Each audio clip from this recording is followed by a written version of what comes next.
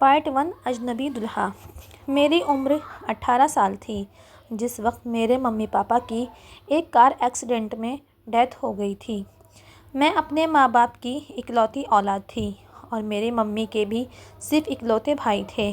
ان کی پہلی بیوی دنیا سے رخصت ہو چکی تھی، اس لیے انہوں نے دوسری شادی کی ہوئی تھی۔ میں اور میری ممی پاپا ہم تینوں لوگ گرمیوں کی چھٹیوں میں منالی سے گھوم کر آ رہے تھے، تبھی سامنے سے آتے ہوئے ایک ٹرک سے ٹکر ہوئی اور ہماری کار کھائی میں گر گئی۔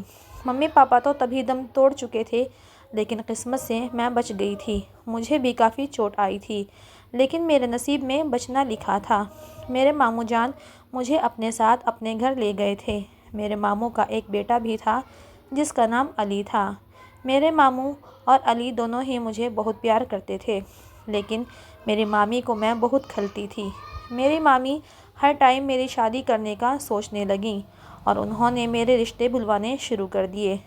ہر دوسرے تیسرے دن مجھے کوئی نہ کوئی دیکھنے آنے لگتا اور ان کی عمر میرے باپ سے بھی زیادہ ہوتی تھی۔ میں یہ سب دیکھ کر بہت پریشان تھی اور اندر ہی اندر روتی تھی، لیکن مامی کے آگے میرے ماما کی بھی نہیں چلتی تھی۔ جو مامی چاہتی تھی گھر میں سب کو اس پر عمل کرنا ہوتا تھا۔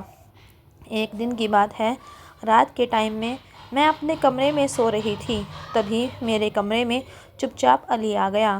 اس کے ہاتھ میں دلہن کا جوڑا تھا۔ اس نے مجھے جلدی سے وہ پہننے کے لیے بولا۔ مجھے کچھ سمجھ نہیں آ رہا تھا کہ یہ سب کیا ہو رہا ہے۔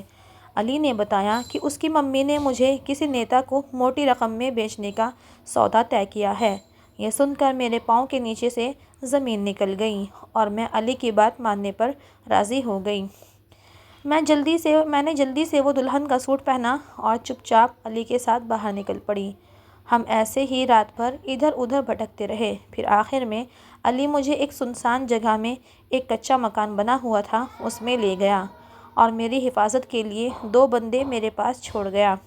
صبح کے 8 بج چکے تھے۔ علی تھوڑی دیر بعد آیا اور اپنے ساتھ ایک لڑکا اور نکاح پڑھنے والے قاضی کو ساتھ لے آیا۔ میرے چہرے پر گھونگھٹ پڑا ہوا تھا، جس وجہ سے نہ وہ لڑکا مجھے دیکھ پایا اور نہ ہی میں اس لڑکے کو دیکھ پائی۔ قاضی صاحب نے ہم دونوں کا نکاح پڑھنا شروع کر دیا۔ وہ لڑکا بہت ہی ڈرا ہوا لگ رہا تھا، اس کی آواز بھی بولتے ہوئے ہکلا رہی تھی۔ جب قاضی صاحب نے نکاح پڑھنا شروع کیا اور اس سے اس کا نام پوچھا تو اس نے اپنا نام زین العابدین بتایا۔ مجھے اس کی ذات سے صرف اس کا نام ہی معلوم ہوا تھا۔ جب قاضی صاحب نے پوچھا آپ کو نکاح قبول ہے تو اس نے کانپتی آواز میں بولا قبول ہے۔ علی نے مجھے بتایا کہ وہ لڑکا اچھے خاندان سے ہے اور زبردستی اسے راستے سے پکڑ کر لایا ہے اور بہت ساری دھمکی دینے کے بعد اسے مجھ سے نکاح کرنے کے لیے راضی کیا ہے۔ علی نے لاسٹ میں اتنا ہی بتایا کہ وہ یہ سب میری ہی خاطر کر رہا ہے، اس کے پاس مجھے رکھنے کے لیے گھر نہیں ہے، نہیں تو وہ مجھ سے خود ہی نکاح کر لیتا۔ نکاح ہونے کے بعد علی نے میرے ہاتھ میں زین العابدین کا ہاتھ پکڑایا اور ہم دونوں کو وداع کر دیا۔ میں نے زین العابدین کا ہاتھ بہت ٹائٹ سے پکڑا ہوا تھا، یہ سوچ کر کہ کہیں وہ مجھے چھوڑ کر نہ بھاگ جائے۔ ہم روڈ پر چلتے جا رہے تھے اور میں نے اس کا ہاتھ بہت ٹائٹ سے پکڑا ہوا تھا۔ میرے دل میں بس یہی ڈر تھا کہ کہیں یہ مجھے چھوڑ کر نہ چلا جائے۔ اگر ایسا ہوا تو میں کہاں جاؤں گی؟ میں تو اس شہر کے راستے بھی نہیں جانتی تھی۔ زین العابدین چلتے چلتے مجھے ایک دکان پر لے گیا۔ وہاں پر اس نے سگریٹ اور ایک لائٹر خریدا۔ جیسے ہی اس نے سگریٹ پینے کے لیے مجھ سے ہاتھ چھڑانا چاہا، میں نے اس کا ہاتھ نہیں چھوڑا، اسے مجبوراً ایک ہی ہاتھ سے سگریٹ جلانی پڑی۔ ایسے ہی چلتے چلتے زین العابدین نے جلتی ہوئی سگریٹ میرے ہاتھ پر لگا دی۔ میں بہت زبردست تڑپ گئی تھی۔ جیسے ہی گھونگھٹ اٹھا کر دیکھا تو زین العابدین غائب ہو چکا تھا۔ میں زین العابدین کو چاروں طرف بہت ڈھونڈا، میں پاگلوں کی طرح چاروں طرف اس کو ڈھونڈ رہی تھی۔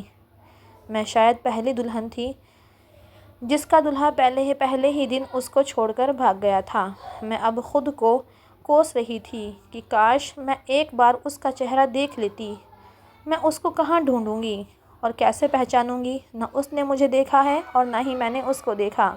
کیا زین العابدین مجھے دوبارہ مل سکے گا؟ کیا اس انجان شہر میں مجھے پناہ مل سکے گی؟ آگے کی کہانی جاننے کے لیے میرے چینل کو سبسکرائب کیجیے تاکہ جب بھی میں آگے کی کہانی اپلوڈ کروں آپ کے پاس نوٹیفیکیشن پہنچ جائے۔ ویڈیو پسند آئے تو لائک ضرور کیجیے گا۔